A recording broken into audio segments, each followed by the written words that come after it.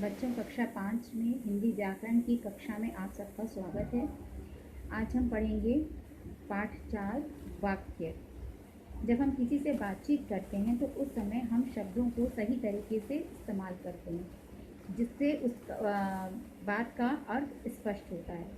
ठीक है, तो उसको हम क्या कहते हैं? वाक्य कहते हैं। यानी अगर शब्दों को हम व्यवस्थित रूप से लिखें, सही तरीके से अगर हम लिखते हैं, सही क्रम में अगर हम लिखते हैं और उसका अर्थ स्पष्ट होता है तो वो क्या कहलाता है? वाक्य कहलाता है। जैसे मैंने कहा, जाओगे कहाँ कल तुम, तो इसमें क्या है? शब्द लिखे ज़रूर हैं लेकिन इनका कोई अर्थ स्पष्ट नहीं हो रहा। ठीक है, कल जाएंगे दिल्ली हम, तो इन सारे वाक्यों में क्या है कि इनका अर्थ स्पष्ट नहीं हो रहा। लेकिन तुम कल कहाँ जाओगे, ये क्या है? शब्दों का व्यवस्थित क्रम है।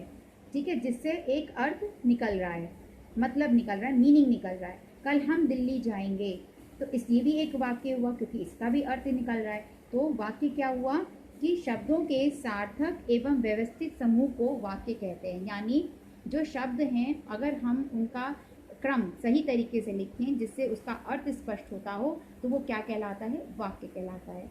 पिछली कक्षा में हमने पढ़ा था कि वाक्य के कितने अंग होते हैं। तो वाक्य के 2 अंग होते हैं, उद्देश्य और विधेय।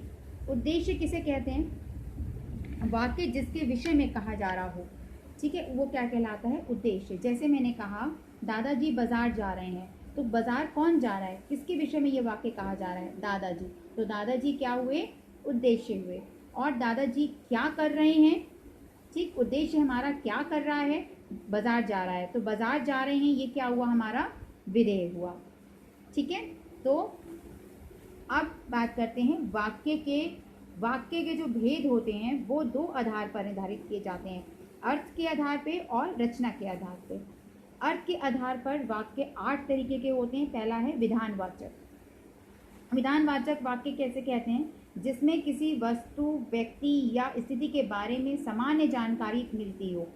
ठीक, नॉर्मल सेंटेंस जिसे हम कहते हैं। जैसे मैंने कहा कि सूरज पूरब से निकलता है, शेर जंगल का राजा है, राम पढ़ रहा है, गाय घास खा रही है। ये सब क्या है?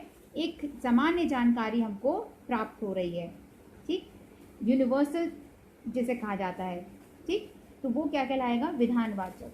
फिर आता है अगर हम वाक्यों में प्रश्न संबंधी जानकारी दे रहे हो। ठीक, किसी से अगर हम प्रश्न पूछ रहे हो, क्या तुम्हारे पास पेन है, क्या कल तुम दिल्ली जाओगे?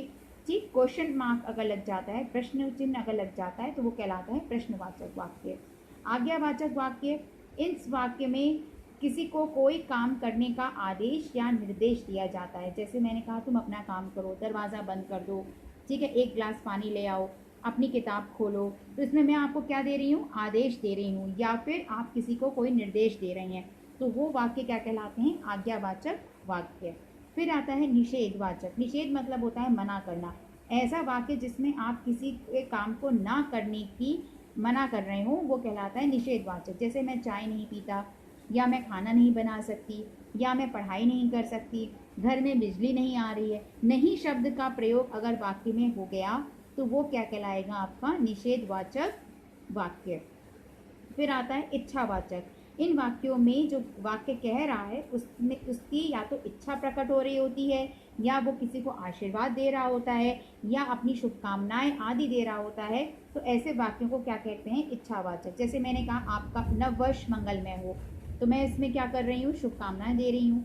या आप सदैव आप ईश्वर आपकी सदैव सहायता करे, इसमें मैं आपको क्या दे रही हूँ? आशीर्वाद दे रही हूँ।